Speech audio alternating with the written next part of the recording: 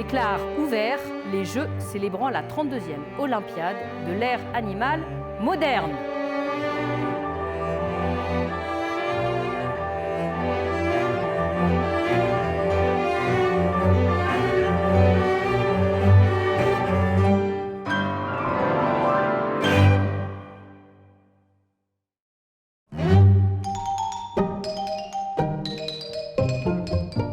C'est une adaptation du Carnaval des animaux de Camille Saint-Saëns.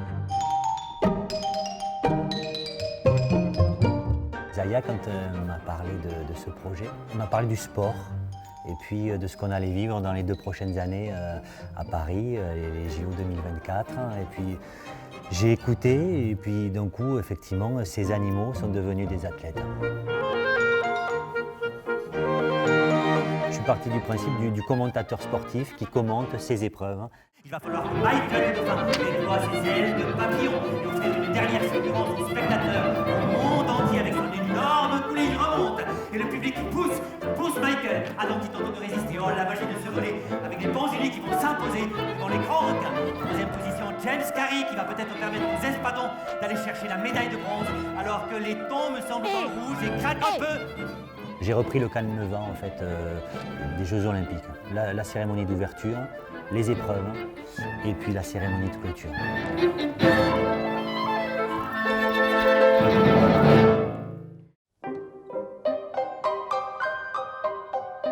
Au fur et à mesure, on découvre à chaque fois un animal à travers un instrument. Donc évidemment, alors avec par exemple l'éléphant qui est joué par la contrebasse.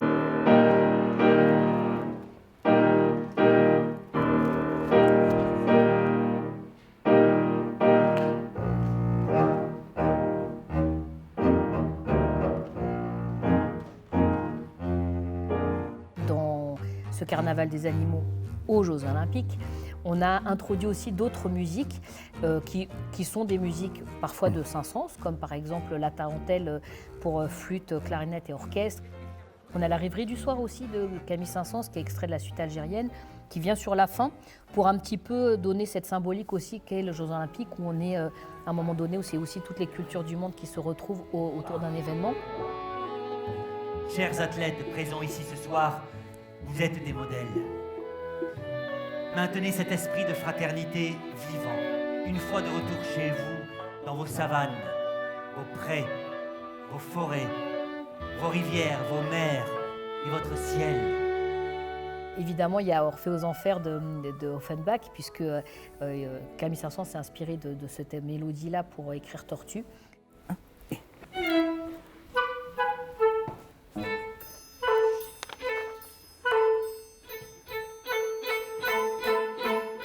Comme on est dans l'univers du sport et des Jeux Olympiques, on a pu avoir une scénographie où on a essayé de retranscrire l'univers d'un stade.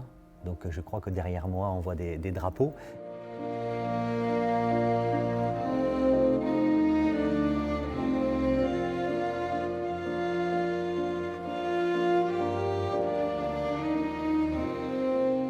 J'ai proposé et j'ai demandé à Gaëlle Ferradini, qui est une artiste illustratrice, de nous faire les dessins, d'imaginer ce qu'elle voyait sur ces animaux-là. Le texte a influencé les dessins ont influencé la scénographie, évidemment la musique a tout influencé comme ça, et puis on a travaillé tous ensemble autour de ce projet.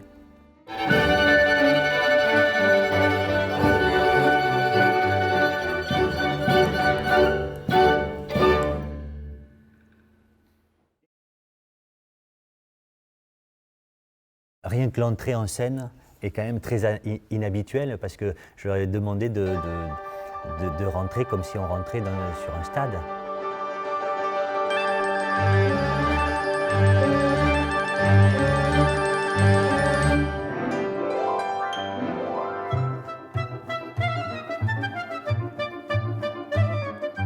Les sèches montent à présent sur leur plot très décontracté. Elles ne sont pas du genre à se faire un sang d'encre. Voilà. Bon, moi en fait, si ça fait rire Zaya, je le garde.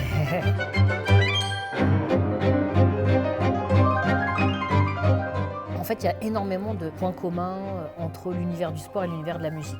Alors c'est vrai qu'on ne le sait pas forcément, mais même pour nous, les musiciens, se préparer pour monter sur scène, c'est comme un athlète aussi qui se prépare pour une compétition. C'est des étapes de travail, de préparation physique, de préparation mentale. Cette recherche de l'excellence, de répéter, répéter, re-répéter, les moments de doute, les moments de joie, les moments de réussite, cette humilité aussi qu'il faut avoir. Parfois ça réussit, parfois un peu moins. De savoir aussi faire de l'échec quelque chose de très instructif et d'avancer.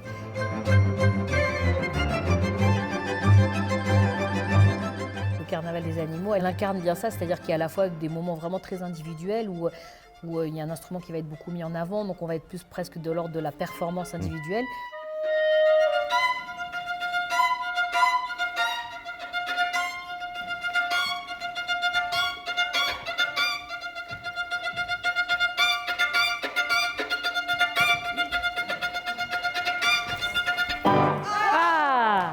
Et où à des moments on est plutôt dans cette dimension de performance collective. Et on retrouve en fait dans l'univers de la musique, dans l'univers de l'orchestre aussi, ce qu'on retrouve parfois aussi dans le sport, donc d'être à la fois très performant individuellement, mais aussi de s'inscrire dans un projet d'équipe.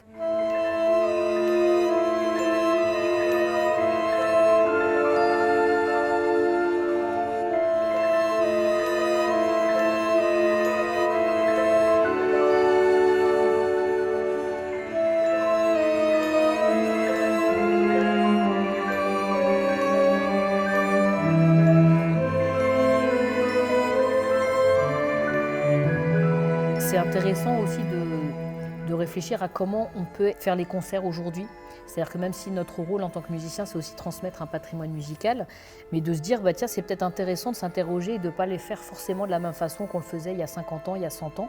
Dans mon envie aussi de faire peut-être encore mieux découvrir l'univers de l'orchestre symphonique, j'aime bien justement le mettre en regard avec d'autres disciplines. Alors parfois c'est d'autres disciplines artistiques, la littérature, la peinture, le cinéma, le sport aussi. Et donc avec l'orchestre, on a développé toute une ligne aussi artistique autour de cette rencontre entre le sport et la musique. Alors le Carnaval des animaux aux Jeux Olympiques sera un des projets les plus emblématiques de cette rencontre entre la musique et le sport. Mais cette année, on a aussi par exemple un très beau projet autour des danses symphoniques avec des danseurs de breakdance.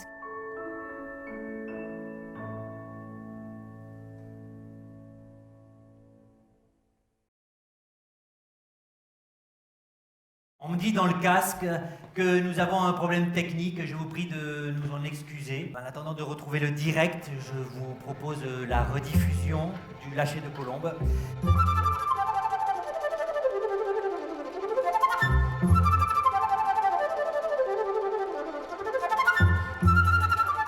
Moi, c'est l'athlétisme, c'est la course à pied. Pour moi, c'est un peu dur de choisir, du coup, je vais en choisir deux. Moi, j'adorerais assister aux compétitions de natation et de gymnastique également.